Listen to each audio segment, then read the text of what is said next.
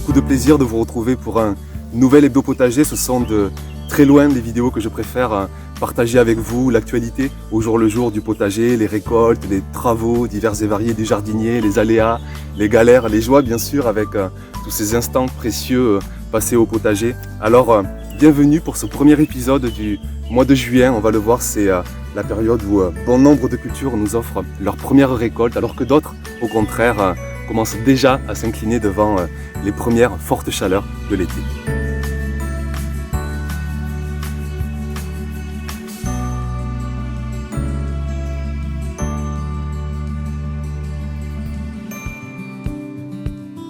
On est 70 jours environ après la plantation des tubercules de pommes de terre en pleine terre. J'avais fait ça début mars et il commence à être temps d'aller chercher, d'aller gratter le sol pour aller chercher les premières pommes de terre primeurs de la saison. Alors ce ne va pas être des pommes de terre qu'on va pouvoir conserver parce que la peau est encore toute fine et ne va pas permettre une longue conservation.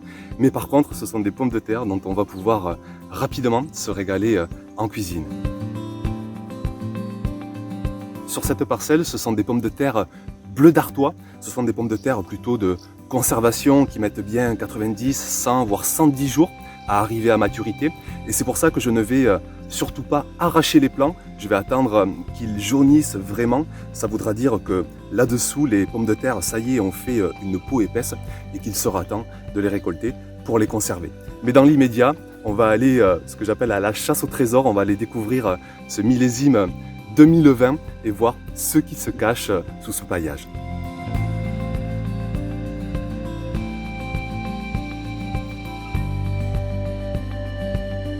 Étonnamment, pour ceux qui suivent la chaîne depuis quelques mois, cette variété ressemble comme deux gouttes d'eau à la variété Ulysse que j'avais fait l'année dernière. Une couleur violette assez éclatante, il faut le dire, sitôt qu'on enlève cette petite peau, c'est impressionnant comment cette couleur nous saute littéralement à la figure. Alors autant vous dire que là on va chercher une qualité gustative assez conséquente. De récolter ces pommes de terre en primeur, c'est quelque chose que vous ne trouverez pas souvent ailleurs. On a vraiment encore une pomme de terre très sucrée, très douce. Et là je les ai fait juste sauter à la poêle avec quelques autres cultures qu'on verra tout à l'heure. Et justement tout à l'heure on s'attardera un petit peu plus en cuisine pour voir comment bonifier tout simplement toutes ces belles récoltes du potager.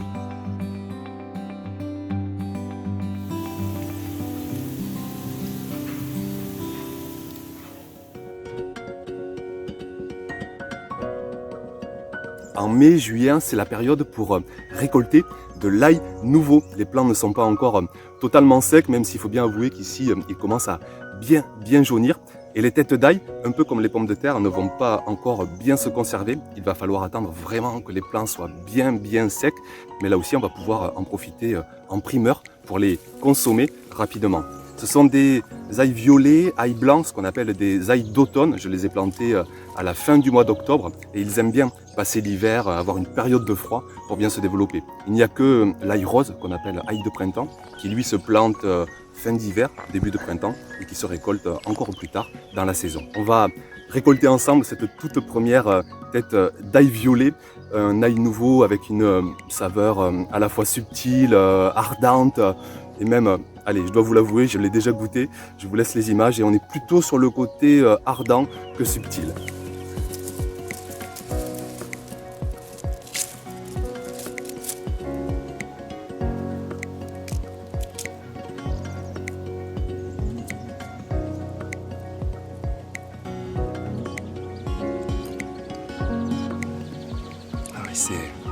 C'est extrêmement puissant, c'est impressionnant. Impressionnant de fraîcheur et surtout de puissance. Waouh! Je l'imagine très bien sur un bon morceau de pain avec un peu d'huile d'olive, un coup de pressaille. On a besoin quand même du pain pour atténuer parce que vraiment c'est impressionnant de puissance.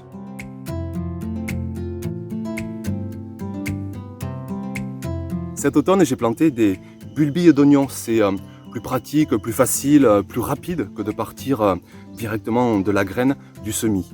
Mais le petit risque de partir des bulbilles, c'est qu'on s'expose à une montée en graines éventuelle, plus rapide, des plants d'oignons. Et c'est ce qui se passe ce printemps au potager. J'ai bon nombre de plants qui montent en graines. Sûrement un stress des plants, peut-être cette météo qui est complètement folle, qui nous a fait passer directement en plein été alors qu'on est au milieu du printemps. Et c'est quand même une galère, voire même une double galère, parce que du coup, le plant met toute son énergie à faire ses graines et le bulbe ne grossit plus. Et puis l'oignon ne va plus gagner en qualité gustative, voire même il va mal se conserver. Et je ne vais pas pouvoir attendre pour laisser les oignons grossir, s'assécher. Et je risque de perdre pour cette saison une autonomie en oignons pour toute cette année. Je pourrais casser les hauts des tiges pour enlever les graines, mais en fait c'est un mauvais geste plutôt qu'autre chose parce qu'on crée un creux en haut de la tige et les insectes, la pluie peuvent rentrer par le haut de la tige et l'oignon aurait de grandes chances de pourrir. Alors la seule solution, c'est de doubler, tripler, quadrupler ma consommation d'oignons pour les semaines à venir. Laisser aussi quelques plants, pourquoi pas, monter en graines, ça me fera des graines pour la saison prochaine. Et pourquoi pas essayer de partir de la graine plutôt que du bulbille. Dans cette galère, j'ai quand même, on va dire, une chance, c'est déjà d'avoir accès à cette consommation d'oignons parce qu'ils sont quand même déjà assez correctement formés. Vous voyez là les premières récoltes de cette saison. Et puis j'ai aussi des bulbilles que j'ai plantés cette fois au printemps et non à l'automne. Et eux, pour l'instant, ne montent pas du tout en graines. Et ces oignons-là, j'espère, eux, pouvoir bien les laisser grandir, grossir, sécher et pouvoir les conserver, eux, sur toute l'année. Au passage, je vous montre un plant de capucine qu'il y a au milieu des plants d'oignons de printemps. Et ces fleurs qui sont comestibles, je les mange toutes toujours au potager. Mais sinon, elles peuvent très bien garnir vos assiettes. Elles apportent vraiment une tonalité très particulière, mais en tout cas très appréciable en bouche.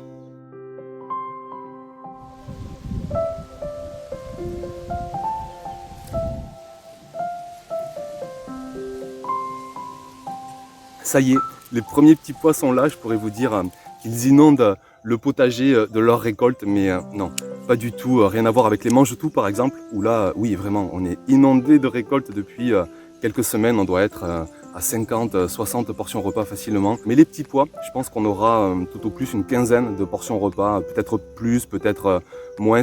Et pourtant, je m'étais décidé à doubler cette culture cette saison tellement on les adore, mais on n'a pas toujours les résultats qu'on voudrait au potager, les ravageurs, les maladies, un semis qui ne germe pas à 100%, un manque de place, un manque d'organisation, bref, enfin, vous connaissez tous ça. Si on avait les récoltes qu'on souhaitait à chaque fois, ce serait miraculeux. Mais bon, c'est l'occasion de développer encore une fois une notion que j'essaie de développer au potager saison après saison, l'acceptation. On va dire que c'est le fait d'arriver à voir le verre à moitié plein plutôt qu'à moitié vide. On a quand même quelques cosses qui s'offrent à nous. On va pouvoir quand même se faire 2, 3, 4 repas en famille. Et sachant le côté précieux de chaque grain de petits pois, tellement incomparable avec ces trucs qu'on trouve dans les boîtes de conserve au supermarché, on va faire que encore plus les apprécier. Et d'ailleurs, c'est l'occasion de partir en cuisine pour voir comment cuisiner très simplement et très rapidement toutes ces premières cultures de la saison. Avec moi, c'est toujours très simple, la cuisine des légumes du potager, parce que déjà, je ne sais pas faire compliqué. Et puis aussi parce que je trouve que le goût est déjà présent, on a du très bon produit. Alors, inutile de trop se compliquer la tâche. Je commence à préparer les petits pois, je les écosse, j'enlève aussi la queue des mange-tout avec le petit fil qui vient à chaque fois. Et je les fais précuire une dizaine de minutes à l'eau bouillante.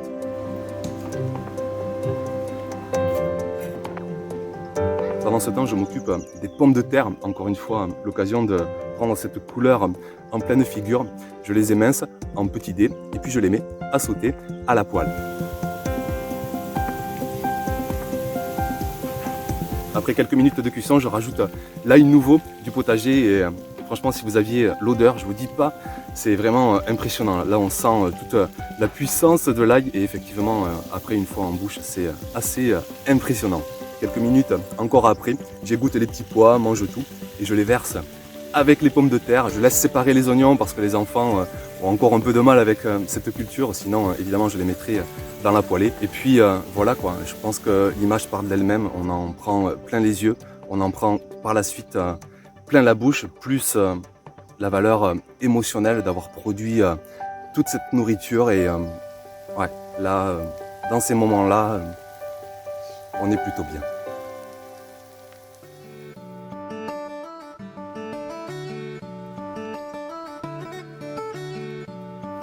Voilà 3 semaines déjà que les plants de tomates sont en pleine terre ici dans le sud.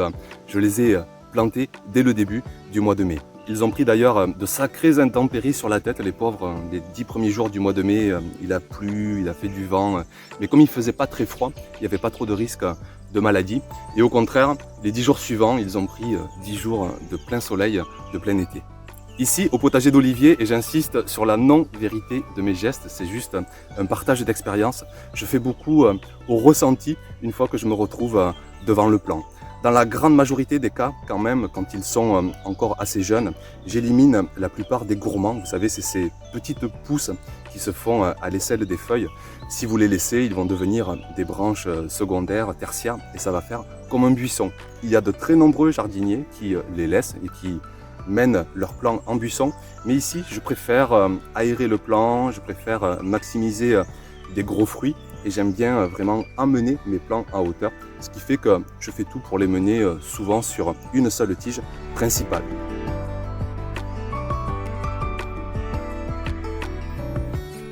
Mais ce n'est pas non plus une vérité pour moi. Sur ce plan, par exemple, je vois un gourmand qui s'est déjà bien formé, comme si le plant voulait monter sur 2 tiges principales. Eh bien, je ressens de ne pas le tailler. Je vous expliquerai même pas pourquoi. C'est juste le moment présent qui me dit allez, laisse-le et le plant pourra très bien se débrouiller sur 2 tiges principales. On le verra, on le suivra bien sûr dans les semaines à venir.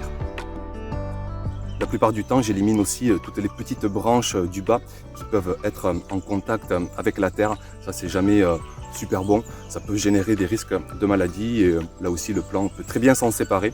Alors, je fais le ménage un petit peu avec tout ce qui touche la terre.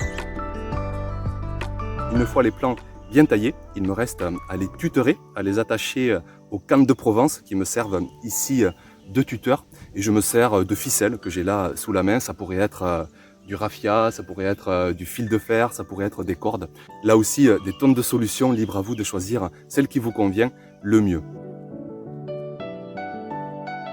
Et puis, à moi maintenant de passer tous les 3-4 jours pour surveiller l'évolution des plants, pour surveiller leur croissance et petit à petit éliminer les quelques gourmands en trop et continuer à les tutorer le long des cannes de Provence pour espérer les voir grandir jusqu'à 1,50 m, 2 m, 3 mètres, voire 4 mètres de hauteur.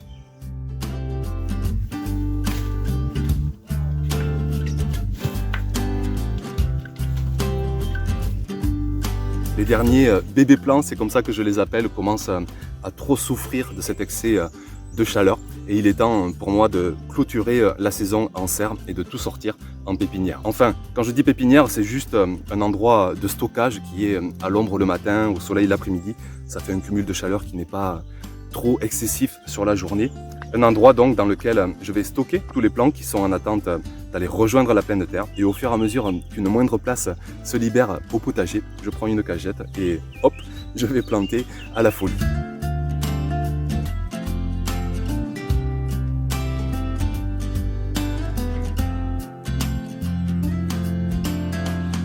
Premier exemple de transition de parcelle vers l'été avec cette parcelle d'épinards qui monte en graines d'ailleurs tellement il fait chaud et quelques plants d'échalotes au milieu. Alors j'arrache quasiment tous les plants qui restent. Je pourrais cueillir les petites feuilles qui restent mais elles commencent à devenir amères une fois que le plant monte en graines.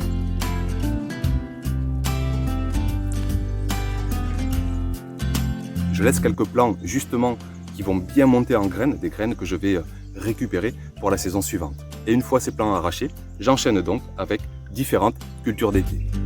Alors j'ai un vaste choix dans ma pépinière, des patates douces, des courges, des courgettes, des tomates, du maïs, des aubergines, melons, pastèques, tournesol, toutes les cultures d'été en fait qui se présentent à moi.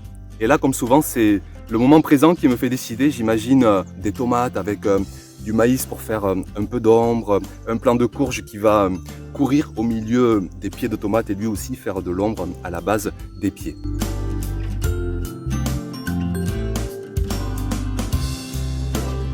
Alors en avant pour planter tout ça, au passage je profite des restes des plants d'épinards pour faire un petit paillage supplémentaire qui est bienvenu d'ailleurs parce que cette parcelle manque un peu de paillage, il faudra que j'en rajoute encore plus pour cet été.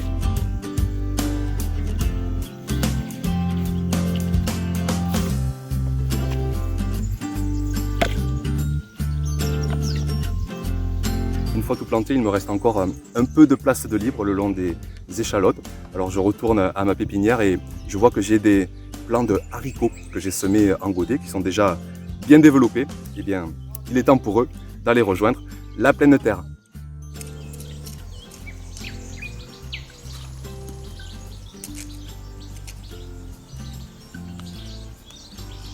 Un autre exemple d'enchaînement de culture et de transition vers l'été avec les fèves semées à l'automne qui ici commencent à arriver à leur fin. Je récolte les dernières cosses qui sont énormes d'ailleurs, c'est la variété d'Agua Dulce qui nous a offert des cosses parfois de plus de 40 cm, toujours aussi productives. Sur ce bout de parcelle, ce seront encore des pieds de tomates. Inutile de vous dire que c'est une culture dont je suis raide dingue, elle passe devant toutes les autres et je fais tout pour avoir 40, 50 pieds même sur l'ensemble du potager.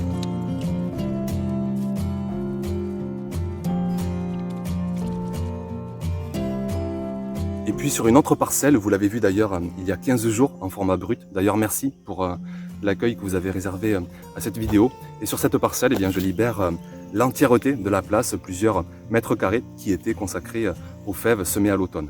De quoi récolter de sacrées quantités. Sur chaque plant arraché, il y avait encore beaucoup de cosses. Je donne un coup de grelinette parce que je ressens ce sol argileux encore beaucoup trop compact. C'est une parcelle assez récente qui n'a pas encore été assez amendée en divers composts, en sable aussi. J'aime bien mettre un peu de sable pour alléger. Et il va falloir que j'attende encore 1 année, 2 années, 3 années pour espérer ne plus travailler le sol. On verra cet automne bien sûr comment j'essaierai d'améliorer le sol de cette parcelle.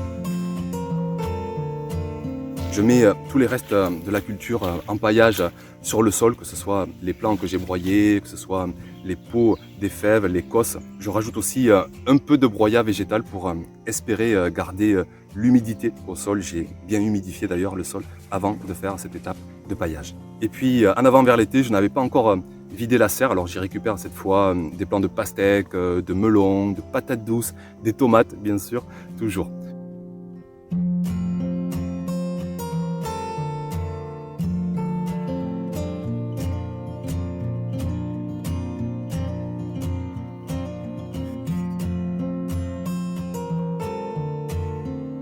Comme il avait bien plu à l'époque, j'avais une belle quantité de tentes de prairie et bien sûr j'en ai profité pour les recycler en paillage sur le sol, mais vraiment de façon toujours très étalée, très aérée. Surtout ne pas trop empiler cette tonte, sinon ça fait de suite un paillage pas suffisamment aéré. Alors j'en mets un petit peu partout en paillage et je l'aère, je l'équilibre avec du paillage beaucoup plus sec pour toujours veiller à une bonne oxygénation, un bon équilibre de l'ensemble.